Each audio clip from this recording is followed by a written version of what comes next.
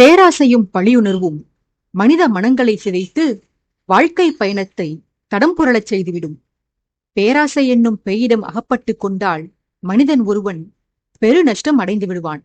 அதுவே பழியுணர்வை நெஞ்சில் சுமக்க ஆரம்பித்தால் வழி தவறி நெறி தவறி வாழ்க்கையே நரகமாக்கிக் கொள்வான். அப்படித்தான் ஆதித்யனின் குரு அச்சுதஜெயனின் மகளான அஸ்வதியும் அவரது தங்கை மகளான மாலினியும் அவர்களது வாழ்வை தாங்களாகவே நாசமாக்கிக் கொண்டனர். பழிவாங்க கிளம்பி வந்த கதைகளைப் பற்றி ஆதித்யன் பிரதாபனிடம் அஸ்வதி விவரித்து வந்தாள்.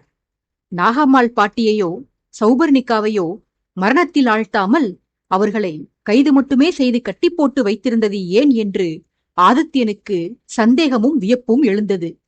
அந்த ஐயத்தை கதை சொல்லி வந்த அஸ்வதியிடமே வினவினான். அவளும் விளக்கம் கொடுக்க ஆரம்பித்தாள். தங்களவர்களை மாய்ப்பது பற்றி நாங்கள் கருதவே இல்லை பிரபு. அன்றைய நாளில் எங்களுக்கு தேவையாக இருந்தது தங்களது ஆரோக்கியமும் சுபிட்சமும் மன மகிழ்ச்சியும் மட்டுமே. ஒருவேளை தாங்கள் அன்பு கொண்டிருந்தவர்களை நாங்கள் மாய்த்திருந்தால் அதனால் தங்கள் மனம் காயப்படும். தாங்கள் மிகவும் நேசித்த தங்கள் மனைவி மாண்டுவிட்டார் என்று தெரிய வந்தால் தாங்கள் விரக்தியடைந்து திருமணத்தின் மீதான நாட்டத்தை இழக்கக்கூடும்.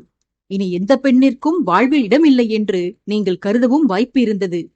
ஆகையால்தான் அரசியாரை கொல்லாமல் மந்திரத்தால் அவரது இயல்புகளை மாற்ற மட்டுமே முயன்று வந்தோம். நெடுங்காலத்திற்கு அவரை வசியக்கட்டிலேயே வைத்திருத்தல் முடியாது. எங்களுக்கு அவர் மீதான கவனம் குறைந்ததெனில் கட்டிலிருந்து தேவியார் விடுபட்டிருக்கவும் வாய்ப்பு இருந்தது. ஆதலால்தான் யாகம் நடத்தி நிரந்தரமாக அவரது குணாதிசயங்களை மாற்ற எத்தனித்தோம். அன்றைக்கு நாங்கள் நிகழ்த்திய யாகத்தால் பல மாறுதல்கள் நிகழவிருந்தது பிரபு. அது ஒரே ஒரு பலனுக்காக செய்யப்பட்ட யாகம் அல்ல. அதனால் விளையவிருந்த விளைவுகள் ஏராளமானவை. தங்களை பின்தொடர்ந்து வந்ததில் தங்களுடைய பெரிய எதிரி ஒருவன் தங்களுக்கு அருகிலேயே இருப்பதை உணர்ந்து கொண்டிருந்தோம்.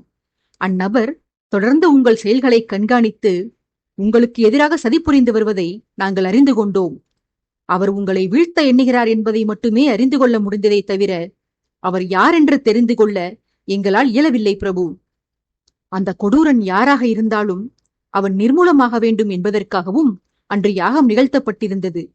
அது தவிர உங்களுக்கு எதிராக இருக்கும் அத்தனை எதிரிகளும் சர்வ நாசமடைய வேண்டும் என்றும் பூஜை செய்தோம் என கதையை விளக்கி வந்தாள் அஸ்வதி. அச்சமயம் பிரதாபன் இடையிட்டு, அது என்ன, ஆதித்யன் மீது உங்களுக்கு இத்தனை அக்கறை? அவன் எதிரிகளை நாசம் செய்வதால் உங்களுக்கு என்ன லாபம்? ஒருவேளை நீங்கள் அவனது நலம் விரும்பிகளாக இருந்திருந்தால் இப்போது எங்கே போயிற்று உங்கள் நல்லெண்ணம் எல்லாம்? இன்றைக்கு இவனையும் மாய்க்கும் எண்ணத்தில்தானே இங்கு வந்து காத்து கிடந்தீர்கள். முன்பு நீங்கள் எல்லாம் பாதுகாக்க வேண்டும் என்று எண்ணி வந்த உங்கள் அன்பன் இன்று உங்களுக்கு எதிரியாகிவிட்டானா என்ன? கொள்கைகளையும் விருப்பங்களையும் அடிக்கடி மாற்றிக்கொள்வீர்களா நீங்கள் என்று பரிகசிக்கும் பாணியில் கேட்டான். நண்பனின் கேள்விக்கு அஸ்வதி விடை சொல்ல தேவையின்றி ஆதித்யனே அதற்கான பதிலை கூறினான். இந்த கேள்வியை அவளிடம் ஏன் கேட்கிறாய் பிரதாபா? நானே பதில் கூறுகிறேன் உன் வினாவுக்கு. இவளது கூட்டத்தினருக்கு இருந்த கொள்கை ஆதித்யன் என்ற தனி மனிதனை அவனை விரும்பி அஸ்வதிக்கு மனம் செய்து வைக்க வேண்டும் என்பது இல்லை. மாறாக சக்கரவர்த்தி ஆதித்யனை அவர்களது கூட்டாளியான அஸ்வதி மணந்து அதனால் கிடைக்கப் போகும் அனுகூலங்களை அனைவருமாக சேர்ந்து அனுபவிக்க வேண்டும் என்பதுதான். என் உயிருக்கு அன்று ஆபத்து விளைந்திருந்தது என்றால் இவர்கள் லட்சியம் தடைப்பட்டிருக்கும். என்னை அஸ்வதி மணப்பதால் இவள் மொத்த கூட்டமும் பெரும் செல்வாக்கை எவருமே அடைய முடியாமல் போயிருக்கும். என் வாழ்க்கை அபாயங்கள் ஆபத்துகள் இல்லாமல் சர்வ நிம்மதியாக இருந்தால்தான் இந்நபர்கள் ஆயுளுக்கும் அவர்கள் விருப்பப்பட்ட சுகபோக வாழ்வை மேற்கொண்டு வர முடியும். ஆதலால்தான் அபிசார வேள்வி என்னும் சத்துருக்களை நிர்மூலம் செய்யும் யாகத்தை இவர்கள் அன்று நடத்தினர். நான் இவர்களது எண்ணத்தை முறியடித்து கனவை கலைத்து ஆசைகளையெல்லாம் தவிடுபொடியாக்கி விடுவேன் என்று முன்னரே தெரிந்திருந்தால் என் மூலமாக இந்த மாந்தர்களுக்கு கிடைக்காத செல்வாக்கு சௌபாவின் குடும்பத்தினருக்கு கிடைத்துவிடக்கூடாது என்பதில் உறுதியாக இருந்து அன்று அந்த யாகத்தை எனக்கு எதிராக நிகழ்த்தி இருப்பார்கள். யாகத்தை நான் தடுத்து நிறுத்தியதோடு அந்த வேள்வியை வளர்த்த இந்த மாயக்காரி மாலினியின் தந்தையை மரணத்தில் விழும்படி செய்துவிட்டேன் என்று ஆதித்யன் விளக்கி வந்தான். அடுத்த கணம் அதீத வியப்புடன் பிரதாபன் நண்பனிடம், அந்த மந்திரவாதி மரணித்து விட்டானா? அவன் இப்போது உயிருடனே இல்லையா? இந்த கைதிகளின் கூட்டத்தில் அந்த மனிதன் இல்லை என்று கண்டமையால் தூரத்தில் எங்கோ அமர்ந்தபடி வெற்றிலையில் மை போட்டு அவன் அன்பு மகள் மாலினி நம்மிடம் மாட்டிக்கொண்டு அடிபடுவதை பார்த்து அழுது வடித்துக் கொண்டிருப்பான் என்று கருதினேன். சரி, பரவாயில்லை, நரகத்தில் இருந்தபடியாவது அவன் இந்த காட்சிகளை கண்டுகளிக்கட்டும் என்று மாலினியை பார்த்து அவளை தன் நண்பனிடம் பரிகசித்து வந்தவன் பின்னர் ஆதித்யன் புறமாக திரும்பி, மரணத்தில் விழும்படி செய்ததாக சொன்னாய், அந்த மந்திரவாதியை மாய்த்தேன் என்று நேரடியாக சொல்லி இருக்கலாமே, ஏன் சுற்றி வளைத்துச் சொல்கிறாய்? ஒருவேளை அந்த மனிதன் உன் கையால் மரணிக்கவில்லையா என்ன என்று கேட்டான். ஆதித்யன் ஆமோதிப்பாக தலையசைத்து, சரியாக சொன்னாய் பிரதாபா, அவன் என் கையால் மரணிக்கவில்லை. நான் கொன்றால் அவன் முடிவு கொடூரமாக இருக்கும் என்பதை உணர்ந்ததாலோ என்னவோ அந்த பேராசை பேய் விஷமருந்தி தன்னைத்தானே மாய்த்து கொண்டது என்று நண்பனுக்கு பதிலளித்தான். அச்சமயம் மாலினி இடையிட்டு, நீ கூறுவது பொய் என ஆவேசமாக ஆரம்பித்தாள். பிரதாபன் முறைத்ததையும் அதே நேரத்தில் அங்கு சூழ்ந்திருந்த வீரர்கள் பலரும் தன்னை நோக்கி முன்னேற அடியெடுத்து வைத்திருந்ததையும் கண்டு வார்த்தை பிரயோகத்தை மாற்றிக்கொண்டு, நீங்கள் கூறுவது பொய். என் தந்தை தானாக விஷமருந்தவில்லை, நீங்கள்தான் அவரை கொன்றிருக்கிறீர்கள். அவர் வெறும் மந்திரவாதி மட்டுமல்ல, களறிவித்தையிலும் தேர்ச்சி பெற்றவர். அவர் நினைத்திருந்தால் உங்களுடன் சண்டையிட்டு உங்களை அடித்தே வீழ்த்தி இருக்க முடியும். வீரத்தை காட்டி உங்களை மாய்க்காமல் அவர் ஏன் விஷம் குடித்து தன்னைத்தானே மாய்த்து கொண்டிருக்க வேண்டும் என்று ஆவேசமாக ஆதித்யனிடம் வாதம் செய்தாள். இதை கேட்ட பிரதாபன் பலமாக நகைத்தான். விவரம் தெரியாமல் பேசுகிறாளே என்பது போன்ற பாவனையில் ஒரு மென்னகை பூத்த ஆதித்யன், நான் ஏன் பெண்ணை கொலையை மறைக்க வேண்டும்? நான் பல தேசங்களை போரிட்டு கைப்பற்றியவன். எனது கரங்களால் எண்ணற்றோரை வதைத்து வீழ்த்தி இருக்கிறேன் என்பது நாடறிந்த விஷயம். எனில் உன் தந்தை ஒருவரை நான் கொலை செய்யவில்லை என்று பொய் சொல்லி யாரிடம் நான் நல்ல பெயர் பெறப் போகிறேன்? என் வீரர்களிடமா அல்லது என் நண்பன் பிரதாபனிடமா? வீரர்களிடம் என்றால் நான் கொள்வதற்கும் ஆட்கள் கொடுங்களடா என்று நானே அவர்களிடம் கெஞ்சத்தான் செய்வேன். பிரதாபனிடம் என்றால் அவன் மட்டும் எறும்பை கூட நசுக்காத பரம சாதுவா என்ன? எனக்கு சரிசமமாக கொலைகளை அரங்கேற்றியுள்ளவன் அவன். எனில் யாரிடமிருந்து உண்மைகளை மறைக்க நான் பொய் கூற வேண்டும்? ஒருவேளை உன்னிடமிருந்து மறைக்க பார்க்கிறேன் என்று எண்ணுகிறாயா பெண்ணே நீ? நீ மண்டியிட்டிருப்பது என் கட்டுப்பாட்டில் உள்ள சிற்றரசு நாட்டில். என் விரலசைவுக்கு ஏற்றபடிதான் இந்த தேசமே இயங்கும். அப்படி இருக்க உனக்கு பயந்து நான் ஏன் பொய்யுரைக்க வேண்டும் என மாலினியின் கேள்விக்கு வினாவாலேயே விடையளித்தான் ஆதித்யன். மாலினி கேள்வி கேட்டு முடித்தவுடன் பிரதாபன் ஆரம்பித்த சிரிப்பு. அவளுக்கு ஆதித்யன் விளக்கம் கொடுத்து முடித்தும் ஓயவில்லை அந்த சிரிப்பு. மாலினியிடம் பேசி முடித்துவிட்டு கட்டுப்படுத்த மாட்டாமல் நகைத்துக் கொண்டிருந்த நண்பனை வினோதமாக பார்த்தான் ஆதித்யன். என்னடா ஆயிற்று? எதற்காக இப்படி ஒரு சிரிப்பு? இவள் கேள்வியில் ஹாஸ்யமான அம்சம் அப்படி என்ன உள்ளது? அது எனக்குத்தான் ஒருவேளை புரியவில்லையா என மாலினியின் கேள்வியை நினைவு கூர்ந்தவாறே யோசனையுடன் கேட்டான் ஆதித்யன். பிரதாபன் இல்லை என்று தலையாட்டி விட்டு, சிரிப்பது நான் மட்டுமில்லையடா, அங்கே தூரத்தில் சற்று பார், இவளுடன் வந்துள்ளார்களே இவளது எடுபிடிகள், அவர்களும் வாயை மறைத்துக் கொண்டு சிரிக்கிறார்கள் பார் என்று நண்பனுக்கு சுட்டிக்காட்டினான். பிரதாபன் காட்டிய திசையில் ஆதித்யன் பார்த்தான். மாலினியும் அஸ்வதியும் அவர்கள் அழைத்து வந்திருந்த அடியாட்களை பார்த்தார்கள். பிரதாபன் பார்த்தபோது தைரியமாக சிரித்தவர்கள் மாலினி அவர்களை திரும்பி பார்ப்பதை கண்டவுடன் பயத்தில் சிரிப்பை அடக்க போராடினர். அவர்களை பார்த்து புரியாமல் விழித்த ஆதித்யனுக்கு பிரதாபன் தானே விளக்கம் கொடுத்தான். அது ஒன்றுமில்லை ஆதித்யா, மாலினி புகழ்ந்தாலே தனது வீரத்தந்தையை பற்றி. களறிவித்தையில் வித்தகர் என்றுதானே அவரை போற்றினாள். ஒரு முறை அந்த வீராதி வீரர் என்னிடம் சண்டை செய்ய வந்து கால் நாளிகை கூட என்னை தாக்குப்பிடிக்க முடியாமல் அடி வாங்கி உடலெல்லாம் காயம்பட்டு திரளிலிருந்து தப்பி ஓடிவிட்டார். அன்று என்னை பார்த்து பயந்து போனவர்தான். அதன் பின்பாக என்னிடம் சண்டை செய்ய அவர் வந்ததே இல்லை. இத்தனைக்கும் அப்போது நான் 13 வயதில் இருந்த சிறுவன். அப்போதே என்னை சமாளிக்க முடியாமல் ஓடிப்போனவர் இப்படி 6.5 அடி உயரம் வளர்ந்து பாறை போல உடலை செதுக்கி வைத்திருக்கும் உன்னிடம் வீரத்தை காட்டி தப்பித்திருப்பாரா என்று நினைத்தேன். சிரிப்பு வந்துவிட்டது. மாலினியின் இந்த எடுபிடிகளுக்கும் அந்த மனிதனுடன் இதே போன்ற அனுபவம் ஏற்பட்டிருக்க வேண்டும். ஆகையினால்தான் அந்த மாவீரனின் தீரத்தை நினைத்து சிரிக்கிறார்கள் போலும் என்றான் மாலினியை பார்த்து இளக்காரமாக சிரித்தபடியே. பிரதாபன் குறிப்பிட்ட இந்த சம்பவத்தை பற்றி கேட்ட மாலினியின் அடியாட்கள், நம்மை இவனுக்கு அடையாளம் தெரியவில்லையா? நம்மை யாரென்றே தெரியாதது போல பேசுகிறானே. அன்றைக்கு அந்த சண்டையில் மந்திரவாதியுடன் சேர்ந்து நாமும் தானே இவனிடம் அடிபட்டு ஓடினோம். அதை இவன் மறந்துவிட்டானா என்ன என தூரத்து மரத்தடியில் தரையில் மண்டியிட்டவாறே அடியாள் ஒருவன் தன் நண்பனிடம் வியந்து கேட்டான். அதற்கு இன்னொருவனோ, அவனே மறந்திருந்தால் நல்லதுதானடா. நாம் யார் என்பதும் நாம் செய்த குற்றங்கள் என்ன என்பதும் பிரதாபனுக்கு தெரிந்துவிட்டால் முடிந்தது நம் கதை. இப்போது இவனுக்கு மட்டும் தானே நம்மை அடையாளம் தெரியவில்லை. நாம் யார் என்பது மட்டும் இவனுக்கு தெரிந்துவிட்டால் பிறகு நம்மை பெற்ற தாய்க்கே நம்மை அடையாளம் தெரியாமல் சிதைத்து விடுவான் இவன் நம்மை. இந்த பாதகிகள் இருவரும் அந்த மூர்க்கனிடம் நம்மை பற்றி எதையும் ஒப்பிக்காமல் இருக்க வேண்டும் என்று முணுமுணுத்தான். அடியாட்கள் இவ்வாறு மெல்லிய குரலில் தங்களுக்குள் புலம்பிக் கொண்டிருக்க, அந்த வார்த்தைகள் அவர்களது பின்னால் இருந்தபடி அவர்களுக்கு காவல் இருந்த ஆதித்யனின் வீரர்களுக்கு கூட கேட்டிருக்கவில்லை. ஒருவேளை எதிரிகளின் மீது கவனத்தை செலுத்தியிருந்தால் அவர்களது வாக்குமூலங்கள் அவ்வீரர்களுக்கு கேட்டிருக்கலாம். ஆனால் தங்களது பெரும் மதிப்பிற்கு உரித்தானவரான அரசியை மந்திரக்கட்டில் அகப்படச் செய்து அவரை வாட்டி எடுத்ததோடு மட்டுமில்லாமல் அன்பு தளபதியையும் அதே வசியக்கட்டில் விழவைக்க முயன்ற பெண்களிடத்திலேயே அவர்களது கவனமெல்லாம் இருந்து வந்தபடியால் அருகில் இருந்தவர்களிடம் சிரத்தை இல்லாமல் இருந்துவிட்டனர். வீரர்கள் தவறவிட்டதை ஆதித்யன் தவறவிடவில்லை.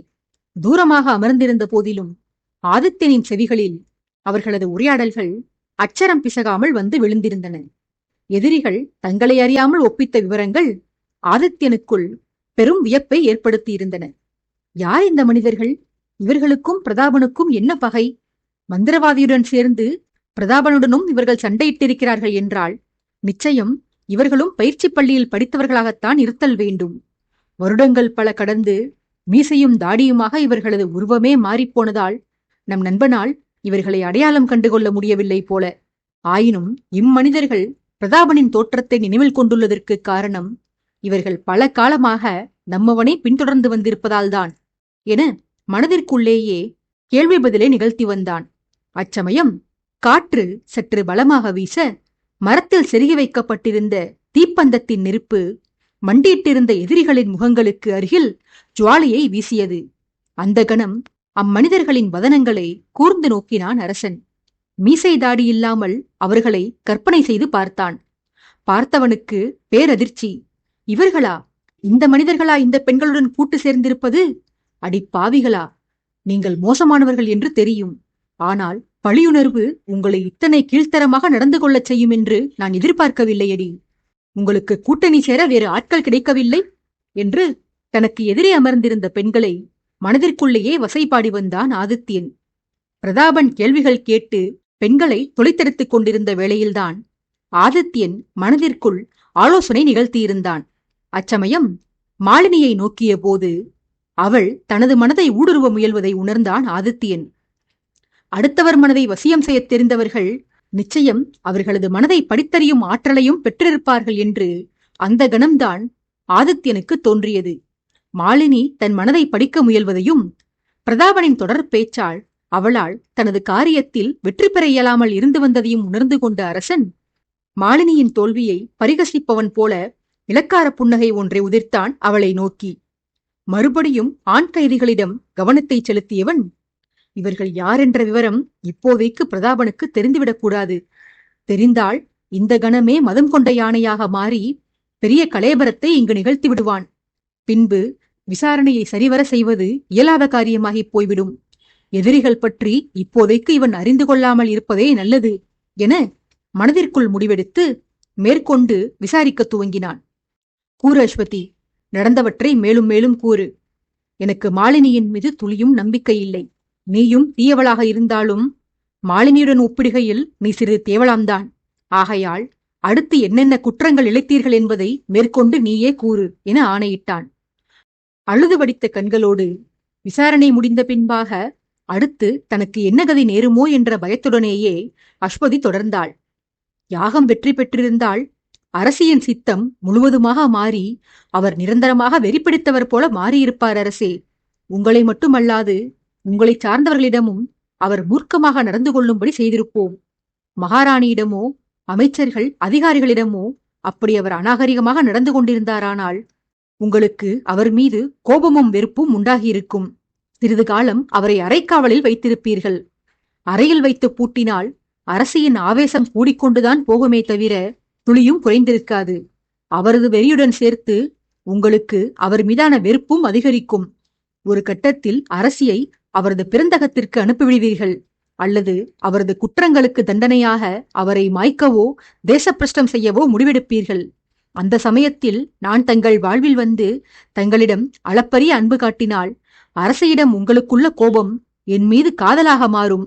தங்களது மனக்கவலைக்கு காதலாகிய மருந்தை அளித்து உங்கள் மனதில் இடம் பிடித்து தங்களை மணந்து கொண்டு இன்ப வாழ்வை துவக்கலாம் என்பதுதான் என் திட்டம். நாகம்மாள் பாட்டியும் அரவிந்தனும் எங்களை பின்தொடர்ந்து வந்து எங்கள் எண்ணங்களுக்கு இடையூறு விளைவித்து எங்கள் முயற்சிகளை தோல்வியுறச் செய்து விட்டார்கள். யாகம் நிகழ்த்தி வந்த மாமா மரணித்துவிட்ட செய்தி மாலினிக்கு தெரியாது. ஏனெனில் நானும் அவளும் அதே கானகத்தில் வேறொரு இடத்தில் அரசியாருடனும் பணிப்பெண் கோகிலாவுடனும் இருந்தோம். இவ்வாறாக அஸ்வத்தை விலக்கிக் கொண்டிருந்த தருணத்தில் ஆதித்யன் இடையிட்டு, கோகிலாவை ஏன் உங்கள் சதிவலையில் விழச் செய்தீர்கள்? அவளுடன் உங்களுக்கு என்ன பகை? என் மனைவியைக் கொண்டு அந்த பெண்ணை அடிக்கச் செய்திருக்கிறீர்கள். ஒருவேளை நான் தேடி வந்த நந்தினி அந்த கோகிலாதான், அவள் என் நலனில் அக்கறை கொண்டவள் என்று உங்களுக்கு முன்னரே தெரிந்திருந்ததா என்ன என வினவினான். அஸ்வதியோ, இல்லை பிரபு, எங்களுக்கு கோகிலாதான் நந்தினி என்கிற விஷயம் 2 நாட்களுக்கு முன்புதான் தெரியும். நாங்கள் கோகிலாவையும் எங்கள் வலையில் சிக்க வைத்ததற்கு காரணம் அவர் அரசியின் மீது கொண்டிருந்த தனிப்பட்ட அன்புதான். அரசியாரை நாங்கள் வசியம் செய்வதற்கு அந்த புறத்தில் வேலை பார்த்து வந்த கமலா என்ற பணிப்பெண்தான் பெரிதும் உதவி வந்தாள். அவளும் எங்களுடைய கூட்டாளிதான். அந்த புறத்தில் சேவகம் செய்து வந்த அவளுக்கு பணத்தாசை காட்டி எங்கள் அணியில் சேர்த்து கொண்டோம் அவளை. தங்களுக்கும் அரசியாருக்கும் இடையே மனஸ்தாபம் ஏற்பட வேண்டும் என்பதற்காக நாங்கள் முயற்சி எடுத்து வந்தோம். ஆனால் அரசியார் என்னதான் தங்களிடம் கோபப்பட்டாலும் நீங்கள் காதலை கொண்டு அவரது கோபத்தை தனித்து வந்தீர்கள். அவர் மீது உங்களுக்கு சிறிதும் வெறுப்பு உண்டாகவில்லை. ஆதலால் அரசியாரை பெரிய தவறு ஏதேனும் செய்ய வைத்து அதன் மூலம் தங்களது அதிருப்தியை அவரை சம்பாதிக்கச் செய்ய வேண்டும் என்று யோசித்தோம். அப்போதுதான் தங்களை யாரேனும் பெண்களுடன் நெருங்கச் செய்து அதன் மூலமாக அரசியாரின் பொறாமையும் கோபத்தையும் கிளறி தங்களிடமிருந்து அவரை பிரிக்கலாம் என்று முடிவெடுத்தோம்.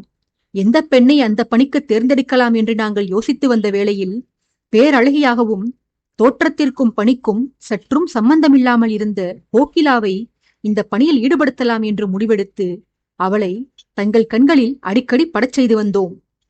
ஆனால் நீங்களோ அத்தனை பெரிய பேரழகியை சட்டை செய்யவே இல்லை. அவளை கண்டும் காணாதது போல கடந்து சென்று வந்தீர்கள். உங்கள் சிந்தையும் சிரத்தையும் தங்கள் மனைவி ஒருவர் மீதே இருந்து வந்தது. அப்போது ஒருமுறை எதேச்சையாக கோகிலாவை தங்கள் அறைக்குள் அழைத்துச் சென்று அவளுடன் சிரித்து பேசி மகிழ்ந்து அரசியை வெறுப்படையச் செய்ததை அறிந்தோம். நாங்களாக தேடிய போது கிடைக்காத வாய்ப்பு தானாக எங்களை தேடி வந்திருந்தது. அந்த வாய்ப்பை பயன்படுத்தி கொண்டு எங்கள் கூட்டாளி கமலா மூலமாக அரசியாரிடம் சென்று தங்களுக்கும் கோகிலாவுக்கும் தவறான உறவு உள்ளது என்று நம்பச் செய்தோம். மாலினியின் வசியத்திற்கும் வசியத்திலிருந்து விடுபடுவதற்கான நாகம்மாள் பாட்டியின் மனோசிகிச்சைக்கும் இடையே மாட்டிக்கொண்டு அல்லாடி வந்தார் அரசியார். ஆதலால் அவரது சித்தத்தை குழப்ப நாங்கள் பெரும் பிரயத்தனங்கள் செய்ய வேண்டியிருந்தது. இருப்பினும் என்னென்னவோ கதைகளை கூறி நீங்கள் துரோகம் செய்வதாக அரசியை நம்ப வைத்தாள் கமலா. அந்த கோகிலாவுக்கு எங்களுடைய செயல்பாடுகளால் எங்கள் மீது சந்தேகம் வர ஆரம்பித்தது. அவள் எங்களை வேவு பார்த்து வந்ததை நாங்கள் அறிந்து கொண்டோம். அவளது பணி வேண்டுமானால் அரசிமார்களுக்கு சேவை புரிவதாக இருக்கலாம். ஆனால் அவளது மதியூகம் நாடாளும் அரசுக்கே உரித்தானது என்று அவள் எங்களை சந்தேகித்து பின்தொடர்ந்து வந்த சமயத்திலேயே புரிந்து கொண்டு விட்டோம். பல கண்கட்டு வித்தைகளை பயன்படுத்தி அவளிடமிருந்து தப்பி வந்தோம். ஒரு கட்டத்தில் அவளை சமாளிப்பதே எங்களுக்கு பெரும் வேலையாகி போயிற்று. அவள் உயிருடன் இருந்தால் எங்கள் பணிக்கு இடையூறு நேரும் என்று கருதி அவளை மாய்க்க முடிவு செய்தோம். அந்த கொலையையும் அரசியாரின் கைகளாலேயே செய்ய வைத்தாள். அதனால் ஒரே முயற்சியில் எங்களுக்கு 2 பலன்கள் கிடைக்கும் என்று உணர்ந்தோம். முதலாவது, எங்களுக்கு தொல்லைகள் விளைவித்து வந்த கோகிலாவை மாய்ப்பது. 2வது, அரசியாரை குற்றம் செய்ய வைத்து தங்களுக்கு அவர் மீது கோபம் வர வளைப்பது. இப்படியாக திட்டம் போட்டு உங்கள் திருமண வாழ்க்கைக்கு இடைஞ்சலாக இருக்கும் கோகிலாவை மாய்த்து விடலாம் தேவி. அவள் உயிருடன் இருந்தால் தன் அழகால் உங்கள் கணவரை மயக்கி உங்கள் இடத்தை அவள் பிடித்து விடுவாள் என கமலா மூலமாக அரசியை நம்பச் செய்தோம். அரசியும் அவருக்கு இருந்த குழப்பமான மனநிலையில் நாங்கள் ஆட்டுவித்ததற்கு ஏற்ப இசைந்து கொடுத்தார். திட்டத்தின் முதல் பகுதியாக கோகிலாவை கானகத்திற்கு கடத்தி வருமாறு அரசியிடம் கூறினாள் கமலா. அரசியாரும் அவ்வாறே நள்ளிரவு வேளையில் சுரங்கப்பாதையின் வழியாக கோகிலாவை எங்களிடம் அழைத்து வந்தார். அவளை மரத்தில் கட்டி போட்டு அரசியின் கையால் அவளை சித்திரவதைகள் செய்ய வைத்தோம். அரசி மூலமாக கோகிலாவை மாய்த்து அவரையும் மயக்கத்தில் ஆழ்த்திவிடலாம் என்று நாங்கள் எண்ணி வந்த வேளையில் அரவிந்தன் அவ்விடத்திற்கு வந்து சேர்ந்து விட்டான். அவன் மட்டும் சிறிது தாமதமாக வந்திருந்தால் கொலையை அரங்கேற்றிவிட்டு அருகில் கத்தியும் கையுமாக மயங்கியிருக்கும் அரசிதான் பொறாமையால் அந்த கொலையை செய்தது என தலைநகர் மக்களுக்கு அறிவித்து விடலாம் என்று யோசித்திருந்தோம். அரவிந்தன் அனைத்தையும் கெடுத்துவிட்டான் பிரபு. எங்கள் முயற்சி தோல்வியில் முடிந்து மாலினியின் தந்தை மாண்டு போனதற்கு பிறகு கூட உங்களை நான் காதலித்துதான் வந்தேன். ஆனால் எத்தனையோ தவறுகள் செய்தும் உங்களிடம் அரசியார் வன்மமாக நடந்து கொண்ட பிறகும் கூட அவரை நீங்கள் உருகி உருகி காதலித்து வந்ததைக் கண்டு உங்கள் மீது எனக்கு அளவற்ற ஆத்திரம் உண்டாகியது பிரபு. என்னை வசீகரித்து உள்ளன்போடு காதலித்த என்னை ஏற்றுக்கொள்ள மறுத்து என் கண்முன்பே இன்னொரு பெண்ணுடன் நீங்கள் மோகித்து வந்ததை என்னால் தாங்கிக் கொள்ளவே முடியவில்லை. அதனால் உங்கள் மீது நான் கொண்ட காதல் பழியுணர்வாக மாறிப்போனது. மாலினி உங்களை மாய்த்து பழி தீர்த்து கொள்ளலாம் என்று அன்றே எனக்கு வலியுறுத்தினாள். ஆனால் உங்கள் மரணத்தை காண அப்போது எனக்கு மனம் இல்லை. நீங்கள் கஷ்டப்பட்டால் மட்டும் போதும், காலமடைந்து விடக்கூடாது என்று விரும்பினேன். அவள் திட்டத்திற்கு நான் இணங்காததால் மாலினி என் மீது கோபம் கொண்டு என்னை விட்டு பிரிந்து சென்று விட்டாள். நான் மட்டும் தலைநகரில் ஊரின் எல்லையில் தங்கி கமலாவை அவ்வப்போது சந்தித்து அவளுக்கு திட்டங்கள் வகுத்து கொடுத்து கொண்டிருந்தேன். எனக்கு கிடைக்காத நீங்கள் அரசியாருக்கும் கிடைக்கக்கூடாது என்று முடிவு செய்து தொடர்ந்து உங்களை பற்றி அரசியிடம் கமலா மூலமாக அவதூறு பரப்பி வந்தேன். அரசியையும் உங்களையும் பிரித்தே தீர வேண்டும் என்று கமலா மூலமாக தொடர்ந்து முயற்சிகள் மேற்கொண்டு வந்தேன். கோகிலாவையும் தேவிகா என்ற பணிப்பெண்ணையும் மிரட்டி எங்களுக்கு உதவும்படி செய்தேன். ஆனால் அவர்களோ எங்களுக்கு தெரியாமல் அரசியாரை சந்தித்து உங்களை பற்றி உயர்வாக சொல்லி வந்திருக்கின்றனர். இனியும் எங்களது முயற்சி வெற்றியடையாது என்று தெரிந்து கொண்ட பின்னால் எல்லாவற்றையும் கைவிட்டுவிட்டு உங்களையும் உங்கள் மீதான பழியுணர்வையும் மறந்துவிட்டு எங்காவது தூரதேசம் சென்று அடுத்த வாழ்க்கையை துவங்கலாம் என்று முடிவு செய்து கமலாவை அழைத்து கொண்டு கால் போன திக்கில் சென்றேன். ஆனால் ஆச்சரியத்திலும் ஆச்சரியமாக நான் சென்ற பாதையில் மாலினியை கண்டேன். என்னிடம் துவேஷம் கொண்டு பல தினங்களுக்கு முன்பு கிளம்பியவள் வாழ்வை வெறுத்து நான் சென்ற பாதையில் எதிர்பட்டாள். அவளை மட்டுமல்ல, இதோ இங்கு கைதாகி இருக்கும் எங்கள் கூட்டாளிகளையும் அவளுடன் நான் கண்டேன். இந்த மனிதர்களுடன் நான் மாலினியை கண்டது என்னை அதிரும்படி செய்தது. ஏனடி இவர்களுடன் கூட்டு சேர்ந்து கொண்டிருக்கிறாய்? உனக்கு வேறு ஆட்களே கிடைக்கவில்லையா என்று நான் அவளிடம் கோபித்துக் கொண்டேன். ஆனால் அவள் காரியத்தில் வெற்றியடைவதற்காக யாருடன் வேண்டுமானாலும் கைகோர்க்கலாம் என்று கூறி எனக்கு பல அறிவுரைகளை கூறி என் மனதை மாற்றினாள். இவ்வாறாக அஸ்வதி கதை சொல்லி வந்த நேரத்தில் அதீத ஆர்வத்தால் பிரதாபன் குறுக்கிட்டு, ஏன் இந்த மனிதர்களுக்கு என்ன? இவர்களுடன் மாலினி கூட்டணி வைத்துக் கொண்டதற்கு நீ ஏன் கோபம் கொள்ள வேண்டும்? இம்மனிதர்கள் மீது உனக்கு என்ன வருத்தம்? இவர்களை உனக்கு முன்பே தெரியுமா என கேட்டான். பிரதாபனின் கேள்வி கைதாகி மண்டியிட்டிருந்த ஆடவர்களுக்குள் அச்சத்தை விளைவித்தது. எதை இவள் சொல்லக்கூடாது என்று பயந்து வந்தோமோ சரியாக அதையே சொல்லிவிட்டாள். இப்போது நம்மை பற்றிய விளக்கங்கள் தேவைதானா? இந்த கதைக்குள் நம்மையே இழுத்தாள் இவள். நம் கதை எப்போதோ முடிந்துவிட்டது. அந்த அத்தியாயத்தை அப்படியே கத்தரித்துவிட்டு இடையிலிருந்து கதை சொல்ல ஆரம்பித்தாள் என்று எண்ணி நிம்மதியுற்றிருந்தோம். இவளானால் மீண்டும் துவக்கத்திற்கே செல்கிறாள். நமது விவரங்கள் மட்டும் இந்த தடியன் பிரதாபனுக்கு தெரிய வந்தால் நம்மை காலின் கீழ் போட்டு மிதித்து கூழாக்கி விடுவானே இவன். இப்போது வசமாக மாட்டிக்கொண்டு விட்டோம் என தங்களுக்குள் முணுமுணுத்து பயத்தால் உடல் நடுங்கினர் அம்மனிதர்கள். கைதிகளின் இந்த புலம்பல் அவர்களுக்கு காவல் இருந்த வீரர்களுக்கே இம்முறை நன்றாக கேட்டுவிட்டது. ஏற்கனவே எதிரிகளை பொசுக்கிவிடும் கோபத்தில் இருந்த வீரர்களுக்கு இந்த புலம்பல் வேறு காதில் பட அவர்கள் அதீத ஆத்திரத்துடன், என்னடா மறைக்க பார்க்கிறீர்கள்? எதை தளபதி தெரிந்து கொள்ளக்கூடாது என்று அஞ்சுகிறீர்கள்? அவருக்கும் உங்களுக்கும் என்ன பகை? உங்களை முன்கூட்டியே அறிவாரா அவர்? என்றெல்லாம் கேள்விகள் கேட்டு எதிரிகளை துளைத்தெடுத்தனர். கைதிகளின் புலம்பலும் அதைத் தொடர்ந்து வீரர்களின் மிரட்டலும் ஆதித்தனின் செவிகளில் நன்றாகவே பட்டிருக்க அவன் தூரத்தில் இருந்த வீரர்களை நோக்கி வாயில் கை வைத்து காட்டி அமைதியாக இருக்கும்படி ஜாடை செய்தான். எதிரிகளை பேசவிடக்கூடாது என்பதற்காகத்தான் அரசன் இவ்வாறு செய்கிறான் என்பதை புரிந்து கொண்ட வீரர்களுக்கு அரசன் ஏன் இதை செய்தான் என்ற காரணம்தான் விளங்கவில்லை. அப்போதுதான் பக்கவாட்டில் இருந்த சிங்காதனபுர வீரர்களை கவனித்தனர் ஆதித்தனின் மெய்க்காவல் வீரர்கள். பிரதாபனின் வீரர்களுக்கு கைதிகளின் கதை தெரிந்துவிடக்கூடாது என்பதற்காகத்தான் அரசன் தங்களை அமைதி காக்கச் சொன்னான் என்பதை புரிந்து கொண்டவர்கள் ஆதித்யனுக்கு சரி என்று தலையாட்டி அமைதியடைந்தனர். அந்த இடைப்பட்ட நேரத்தில் கேள்வி கேட்டு அஸ்வதியின் பதிலுக்காக காத்திருந்த பிரதாபன் அவள் பதில் சொல்ல வாயெடுக்கும் முன்பே ஆண் கைதிகள் பற்றி அடுத்தடுத்த கேள்விகளை கேட்டு அவள் பேசுவதற்கு அவகாசம் கொடுக்காமல் செய்து வந்தான். இதை கண்டு ஆதித்யன் நிம்மதியடைந்து, எங்கே அஸ்வதி இப்போதே கைதிகளின் வரலாற்றை விவரித்து விசாரணைக்கு தடை ஏற்படுத்தி விடுவாளோ என்று அஞ்சினேன். ஆனால் உன் அவசர குணமும் ஆர்வக்கோளாறும் தான் எனக்கு பெரிதும் உதவுகிறது பிரதாபா என மனதிற்குள் எண்ணி மகிழ்ந்தவன் பிரதாபனிடம், அதை இப்போது தெரிந்து கொண்டு என்ன செய்யப் போகிறோமடா? இந்த தடியர்கள் இதிகாச புருஷர்களா என்ன? இவர்களின் விவரங்கள் நமக்கு எதற்கு நண்பா? கதை எத்தனை சுவாரஸ்யமாக போய்க் கொண்டிருக்கிறது. இந்த நேரத்தில் இந்த மூஞ்சுருகளை பற்றி என்ன பேச்சு? விடு, அடுத்த அத்தியாயத்திற்கு செல்வோம் என நண்பனின் கேள்விகளுக்கு அணை போட்டு தடுத்துவிட்டு தான் அஸ்வதியிடம் கேள்வி கேட்க துவங்கினான்.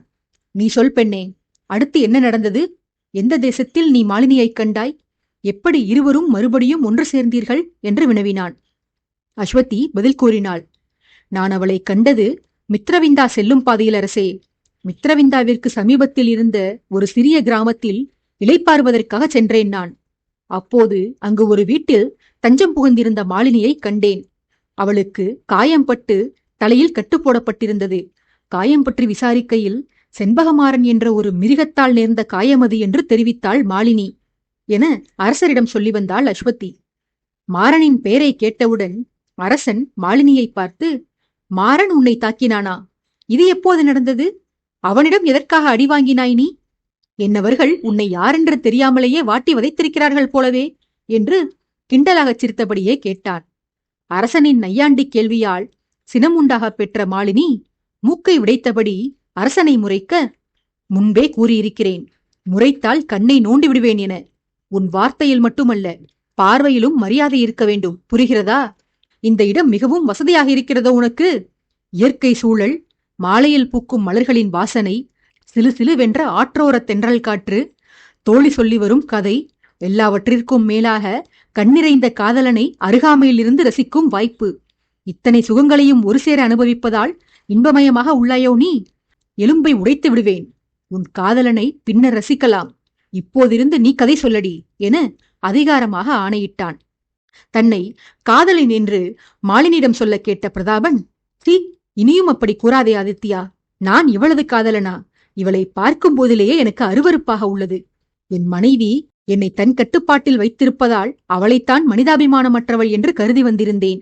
ஆனால் இந்த கிராதகையை பற்றி அறிந்து கொண்ட மாத்திரத்தில் என் சித்திரமேனகை எத்தனை புனிதமானவள் என்று புரிந்து கொண்டேனடா.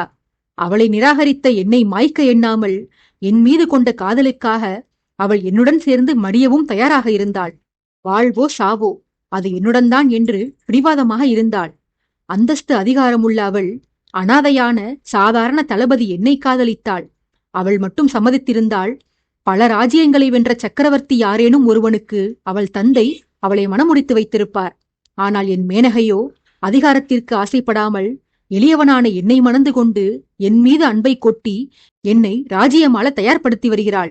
என் மனைவியின் பரிசுத்தமான அன்பை புரிந்து கொள்ள வேண்டும் என்பதற்காகத்தான் வருணன் மூலமாக என்னை வசுமித்ராவிற்கு வரச் செய்து, யாரோ சிவகாமி மூலமாக என்னை சந்திரபுரிக்கு பயணம் செய்ய வைத்து, வழியில் இந்த அரக்கியைக் கண்டு ஞானம் பெற வேண்டும் என்பதற்காகத்தான் நான் வணங்கும் அந்த துர்க்கையம்மன் வழிகாட்டியிருக்கிறார் போலும் என்று சிலாகித்தான். நிகழ்ச்சியில் பேசி வந்த நண்பனின் தோளை தட்டி கொடுத்த ஆதித்யன், உண்மைதானடா, காரணமில்லாமல் காரியமில்லை. அன்றாடம் நாம் எதிர்கொள்ளும் நிகழ்வுகள் எதேச்சையானவை என்று நாம் எண்ணலாம்.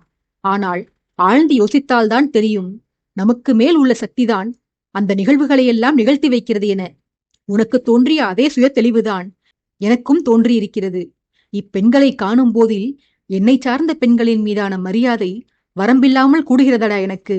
என் தாய் நீலாதேவி தன் கணவனின் மன நிம்மதிக்காக காதலித்து மணந்த கணவனை முதல் தாரத்திற்கு தாரை வார்த்துவிட்டு தூரமாக சென்று விட்டார். என் மனைவி சௌபாவோ என் செல்வாக்கு அதிகாரத்திற்கு மயங்கி எனக்கு இசைந்து கொடுக்காமல் அவள் நாட்டின் மீது படையெடுத்துச் சென்ற காரணத்திற்காக என்னை வெறுத்து ஒதுக்கினாள். காதலனை அடைய பெற்ற தாயை அறைக்குள் அடைத்து சித்திரவதை செய்து மாய்த்த இந்த அஸ்வதியுடன் ஒப்பிட்டு பார்க்கும்போது தாய் நாட்டிற்காகவும் தந்தைக்காகவும் எனக்கு உடன்பட மறுத்த சௌபா அநேக மடங்கு மேன்மையானவள் பிரதாபா நந்தினி வாகினி தியாகத்தை பற்றி விவரிக்கவே தேவையில்லை. அவ்விரு பெண்களும் போற்றுதலுக்குரியவர்கள். அவர்களின் தியாகமும் பாலினும் வெண்மையான அப்பெண்களின் மனங்களும் வார்த்தையால் விவரிக்க முடியாதவை என்றெல்லாம் தனக்கு வேண்டப்பட்ட பெண்களின் மேன்மை குணங்களை நிகழ்ந்து சொல்லி வந்தான் ஆதித்யன். இங்கே மோசமான பெண்கள் இருவரோடு தன் மனைவியை ஒப்பீடு செய்து பார்த்து அவளது உயர்ந்த குணங்களை ஆதித்யன் போற்றி புகழ்ந்து வர, அங்கே பார்க்கவத்தில் இருந்த ஸ்வர்ணிகாவுக்கோ தன் கணவனின் செயலுக்கான நியாயம் வாகினி மூலமாக புரிய வந்தது. புதை மணலில் சிக்குண்டு காப்பாற்றப்பட்டு கோட்டைக்கு அழைத்து வரப்பட்ட அவளுக்கு அரண்மனை வைத்தியர்கள் மூலம் சிகிச்சை அளிக்கப்பட்டிருந்தது.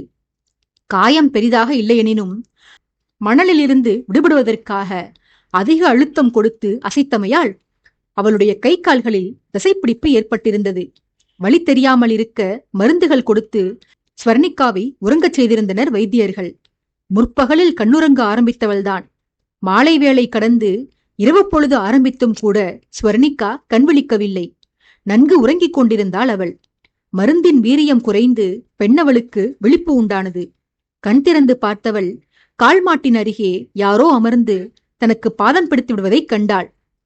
தூக்கத்தில் இருந்து விழித்ததால் முதல் சில நொடிகளுக்கு கண் மங்களாகத்தான் தெரிந்தது அவளுக்கு. கண்களை நன்கு தேய்த்துவிட்டு கொண்டு காலருகே அமர்ந்திருந்த உருவத்தை பார்க்க அது வாகினி என்று கண்டுணர்ந்தாள். உடனே விருட்டென அவளுடைய தொடுதலிலிருந்து கால்களை பின்னெழுத்துக் கொண்டவள், என்ன செய்கிறீர்கள் வாகினி? தாங்கள் போய் எனக்கு பாதம் பிடித்து விடுவதா? முதலில் எழுந்து வாருங்கள் இங்கே என பாசத்தில் அதட்டினாள். வாகினி சிரத்தையே இல்லாமல், நான் பிடித்து விடுவதில் என்ன தவறுள்ளது தேவி? நான் என்ன மகாராணியா? தங்கள் அடிமைதானே. அரசிமார்களுக்கு அவர்களிடம் பணிபுரிபவர்கள் அனைவரும் அடிமைகள் போலத்தான். இதில் நான் மட்டும் விதிவிலக்கா என்ன என்று வருத்தத்துடன் கேட்டாள். ஸ்வர்ணிகாவுக்கு வாகினியின் கூற்று விளங்கவில்லை. ஆதலால் கூற்றுக்கான விளக்கத்தை கூறியவளிடமே கேட்டாள். என்ன வார்த்தை இது வாகினி? அடிமை பணியாளர்கள் என்று நான் கைதிகளையே அடிமைகளாக நடத்த மாட்டேன். நீங்களோ என் நெருங்கிய தோழி. என் அக்காவிடம் கூட பகிர்ந்து கொள்ளாத தனிப்பட்ட விஷயங்கள் பலவற்றை தங்களுடன் நான் பகிர்ந்து கொண்டுள்ளேன். பிறந்ததிலிருந்து என்னுடன் வளர்ந்து வந்த அவள் மீது நான் வைத்திருக்கும் அன்புக்கு சற்றும் குறைவில்லாத அன்பை தங்கள் மீது வைத்துள்ளேன். எந்த அடிப்படையில் நீங்கள் உங்களை அடிமை என்று கூறிக்கொள்ளலாம் வாகினி? அதிலும் நீங்கள் சாதாரண பணிப்பெண்ணா? அந்தப்புரத்தின் காவல் அதிகாரி. அரசருக்கு தங்கள் மீதுள்ள பிரியத்தினால் வழங்கப்பட்ட வேலையல்ல அது.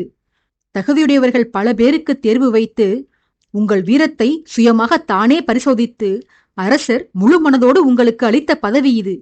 மாபெரும் வசுமித்ரா ராஜ்யத்தில் அதிகாரியாக பெரும் பொறுப்பாற்றும் தாங்கள் அடிமையா? வார்த்தைகளை திருத்திக் கொள்ளுங்கள் வாகினி என்று தோழியை கடிந்து கொண்டாள். ஸ்வர்ணிகாவின் அன்பான கண்டனங்களை ஆழமாக வாங்கிக் கொண்ட வாகினி முன்னவள் பேசி முடித்த பின்பாக, நான் தங்களது தோழி என்பது நினைவில் உள்ளதா தேவி? அதை நீங்கள் மறந்துவிட்டீர்களோ என்றுதான் நான் வருந்தி இருந்தேன். தோழமைக்கு ஆதாரம் எது தெரியுமா தேவி? வெளிப்படைத்தன்மையும் வாக்கு தவறாமையும் தான். நீங்கள் வெளியில்தான் மகிழ்ச்சியாக இருப்பதாக காட்டிக்கொள்கிறீர்கள். உள்ளுக்குள் தனியாக புழுங்கி தவிக்கிறீர்கள். உங்கள் மனப்புழுக்கத்தை என்னிடம் கூட நீங்கள் வெளிப்படுத்துவதில்லை. இனியொரு முறை எங்களை விட்டு அகன்று செல்வதை பற்றி எண்ண மாட்டேன் என்று முன்பொரு முறை எனக்கு வாக்களித்திருந்தீர்கள். ஆனால் இன்றோ ஒரு வளையலை தேடுவதற்காக உங்கள் உயிரை வெறுத்து நீருக்குள் மூழ்கப் போனீர்கள். அந்த வளையல் முக்கியமானதுதான், அதை நான் மறுக்கவில்லை. ஆனால் இளவரசி அகல்யாவின் நலனை பேணுவதற்கு நம் வசுமித்ராவில் பலர் இருப்பதாகவும் தங்கள் மீது அன்பு கொண்டோர் எவரும் இல்லை என்பது போல பிதற்றினீர்கள். அதுபோல தேவி நந்தினிக்கும் எனக்கும் வாழ்க்கை வசந்தமாகும் என்று வாழ்த்தினீர்கள். உங்களை நீங்களே அபாகியசாலி என்று சொல்லிக்கொண்டு அதனால்தான் நம் நாட்டில் அனைத்து அசம்பாவிதங்களும் நேர்ந்தன என்று புலம்பினீர்கள். எப்படி இப்படியெல்லாம் நீங்கள் கூறலாம் தேவி? சுபத்திரையும் வைசாலியும் உங்களை பழிவாங்கவா படையெடுத்து வந்தார்கள்? அவர்கள் வந்தது அரசருடனான முன்விரோதத்தினால். அன்றைக்கு மட்டும் நீங்கள் கோட்டைக்குள் இருந்திருக்கவில்லையெனில் நம் அந்தப்புரத்தை பாதுகாக்க எனக்கு இன்னொரு வலுவுள்ள தோள் கிடைத்திருக்காது. வருணனின் மனைவியை தாக்கக்கூடாது என்று நான் என் கைகளை கட்டி போட்டிருந்தேன். அப்படியே சில கணங்கள் நான் சண்டை செய்யாமல் இருந்திருந்தால் இந்நேரம் நான் மரணித்து பல மாதங்கள் கடந்திருக்கும். சண்டையிடச் சொல்லி எனக்கு ஊக்கம் கொடுத்து எதிரிகளை வீழ்த்துவதற்கு எனக்கு தோள் கொடுத்தது நீங்கள்தான் தேவி. மகாராணியை எதிரிகளிடமிருந்து தப்புவித்ததும் நீங்கள்தான். இதில் அந்த அசம்பாவிதத்திற்கு உங்கள் அபாகியம்தான் காரணம் என்று எப்படி நீங்கள் கூறிக்கொள்ளலாம் தேவி? அப்போது நீங்கள் பேசி வந்தது ஏதோ மன வருத்தத்தில் என்று உங்களால் சமாளிக்க முடியாது. ஏனெனில் உங்களது அந்த வார்த்தைகளை நீங்கள் உதிர்த்த போது உங்கள் வதனமே உங்கள் மனக்கவலையை வெளிச்சம் போட்டு காட்டிவிட்டது. நான் என்னை அடிமை என்று கூறிக்கொள்வதை உங்களால் பொறுத்து கொள்ள முடியவில்லை என்றால், நேர்ந்த அசம்பாவிதங்களுக்கு உங்களையே நீங்கள் குற்றம் சாட்டிக் கொள்வதை என்னால் மட்டும் எவ்வாறு தாங்கிக் கொள்ள முடியும் தேவி? அந்த தடியன், அந்த துரோகி வருணன் வைஷாலிக்காக அரசரை பகைத்துக் கொண்டு சென்றதற்கு நீங்கள் எப்படி காரணமாவீர்கள்? அந்த தரிக்கெட்டவனின் தகாத செயலுக்கு உங்கள் மீது நீங்களே பழி போட்டுக் கொள்ளாதீர்கள் தேவி என அரசியுடன் செல்லச் சண்டை செய்து வந்தாள். அத்தனை நேரமும் தோழியை பேசவிட்டு பொறுமையாக கேட்டு வந்திருந்த ஸ்வர்ணிகா, வருணன் பற்றி அவள் குறிப்பிட்ட வார்த்தைகளை கவனித்தவுடன் அவளிடம் அதிருப்தி கொண்டு, என்ன வாகினி பேச்சு இதெல்லாம்? நான் முன்னரே உங்களை எச்சரித்திருக்கிறேன், தளபதியை அவமரியாதையாக பேசாதீர்கள் என்று. அவர் உங்கள் வருங்கால கணவர். இப்போது அவரை அவமதித்துவிட்டு பிற்காலத்தில் எந்த முகத்தை வைத்துக் கொண்டு அவரிடம் அன்பு பாராட்டுவீர்கள்? பிணக்குகள் எல்லாம் சரியாகி அரசரும் தளபதியும் ஒன்றிணைந்த பின்பு முன்பு அவரை அவமதித்த நிகழ்வை எண்ணி நீங்களே வருத்தம் கொள்ள நேரிடும். உங்களுக்கு அந்த நிலை ஏற்பட்டு விடக்கூடாது என்றுதான் நான் உங்களை தொடர்ந்து எச்சரித்து வருகிறேன் வாகினி என கண்டித்தாள். வாகினியோ செய்யாத தவறுக்கு தன்னைத்தானே நிந்தித்துக் கொண்டு வரும் அரசியின் வாடிக்கையை மடைமாற்றுவதற்கு வருணனை வாய்ப்பாக்கிக் கொள்ளலாம் என்று யோசித்து, ஆகட்டும் தேவி, உங்களுக்காக, உங்களது மன திருப்திக்காக நான் அந்த தடியனை, மன்னிக்கவும், வருணனை இனி வசைப்பாட மாட்டேன். அவனை ஒருமையிலோ அல்லது பெயர் சொல்லி அழைப்பதையோ கூடுமானவரை தவிர்க்கிறேன். ஆனால் அதற்கு ஈடாக நீங்கள் எனக்கு ஒரு உபகாரம் செய்ய வேண்டும். அதற்கு உங்களுக்கு சம்மதமா என்று புதிர் போட்டாள். ஸ்வர்ணிகா தனது விற்புருவங்களை வளைத்து, உபகாரம் என்னவாக இருக்கக்கூடும் என யோசித்து, யோசனைக்கு தீர்வு காண முடியாமல் போக வாகினியிடமே அதை குறித்து கேட்டாள். என்னால் உங்களுக்காக வேண்டிய உபகாரமா? அப்படியும் ஒன்று உள்ளதா என்ன? சக்கரவர்த்தியிடமும் ராஜ்யத்தின் மகாராணியிடமும் அபிமானம் பெற்றவர் நீங்கள். உங்களுக்கு நான் என்ன செய்யக்கூடும்? அதிலும் ஆதாயத்தை விரும்புபவர் நீங்கள் அல்லவே. அரச குடும்பத்தில் உங்களுக்கும் உங்கள் தந்தைக்கும் இருக்கும் செல்வாக்கிற்கு நீங்கள் இந்நேரம் அரசரிடமிருந்து அன்பளிப்பாக சீர்வரிசைகளை பெற்று ஒரு சிற்றரசருக்கே மனைவியாகியிருக்க வேண்டியவர். ஆரம்பத்தில் பிரபு உங்கள் விஷயத்தில் அவ்வாறுதான் யோசித்திருந்தார். ஆனால் உங்களுக்குத்தான் பிழைக்கவும் தெரியாது, பேராசைப்படவும் தெரியாதே. இதில் நான் என்ன உபகாரம் செய்ய வேண்டும் என்று நீங்கள் ஆசை கொள்கிறீர்கள் என விசாரித்தாள். வாகினியோ நீட்டி முழக்க விரும்பாதவளாய் நேரடியாக விஷயத்திற்கு வந்தாள். எனக்கு வேண்டியது உங்கள் நட்பு ஒன்றுதான் தேவி. என்றென்றும் நாம் இதுபோல இணைப்பிரியாமல் இருந்து வர வேண்டும். நான் பிறந்த தினத்திலிருந்து ஆதித்தபுரி கோட்டைக்குள் தான் வாழ்ந்து வருகிறேன். இருந்தும் இத்தனை காலமாக நான் யாரிடமும் அதிகம் நெருக்கம் காட்டியதில்லை. அனைவரிடமும் பேசுவேன், பழகுவேன். ஆனால் அதெல்லாம் ஒரு வரம்பிற்கு உட்பட்டே இருக்கும். என் வாழ்வில் முதன்முறையாக நான் அதிகம் பேசி பழகியது உங்களிடம் மட்டும்தான் தேவி. நான் நீங்கவே கூடாது என்று நினைப்பது உங்களைத்தான். ஆனால் நீங்களோ எனது நட்பை பொருட்படுத்தாது எப்போதும் என்னை விட்டு பிரிந்து செல்வதிலேயே குறியாக இருக்கிறீர்கள். அரசரையும் ஆதித்தபுரி கோட்டையும் பிரிந்து என்னால் வெளியே வர முடியாது. நீங்களும் என்னை பிரிந்து எங்கும் செல்லக்கூடாது. பிரிவது அல்ல, பிரிவை பற்றி பேசவே கூடாது. நீங்கள் இதற்கு சம்மதித்தால் நான் வருணனை மரியாதையுடன் விழிக்கிறேன். உடன்படிக்கைக்கு சம்மதமா என்று உள்ளங்கையை நீட்டி கேட்டாள் வாகினி.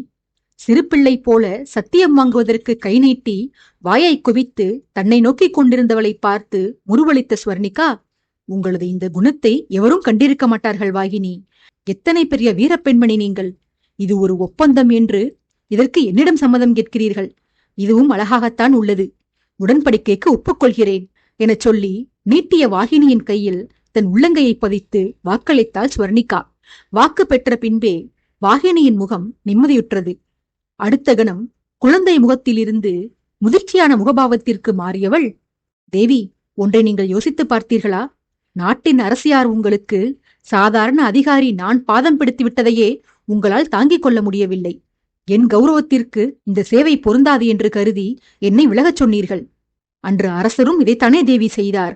ஒரே வித்தியாசம், நான் தங்களுக்கு தோழி, அவருக்கு நீங்கள் மனைவி. மனைவியாக இருந்த போதிலும் உங்கள் மீது பிரபு மட்டற்ற மதிப்பு கொண்டிருக்கிறார் தேவி. உங்கள் பண்பு நலன்களை பார்த்து அவர் அனுதினமும் நெகிழ்ந்து போகிறார். பேரழகியான தங்கள் தமக்கை அவருக்கு கிடைத்ததை பெரும் பாக்கியமாக கருதும் அவர் உங்களை கிடைத்தற்கரிய பொக்கிஷமாக எண்ணி வருகிறார். நீங்கள் எப்படி என் மீது கொண்டுள்ள மரியாதையினால் என் சேவையை நீங்கள் ஏற்கவில்லையோ, அதே போலத்தான் அரசரும் உங்கள் மீதுள்ள மரியாதையினால் உங்களை தோள்படுத்தி சேவகம் புரிய வேண்டாம் என்று கூறினார் தேவி அன்றைக்கு. அரசரின் செய்கைக்கான காரணம் அன்றே எனக்கு புரிந்துவிட்டது. ஆனால் அன்றைக்கு இந்த விளக்கத்தை நான் தங்களுக்கு அளித்திருந்தேன் என்றால் அரசர் மீதுள்ள விசுவாசத்தால் அவருக்கு ஆதரவாக நான் பேசுகிறேன் என்று நீங்கள் எண்ணியிருப்பீர்கள். ஆனால் இப்போதோ அந்த சம்பவத்தின் நியாயத்தை உணர்த்தும்படியான அடுத்த சம்பவம் உங்களுக்கே நடந்தேறி இருக்கிறது என எடுத்து கூறி வந்தாள் வாகினி.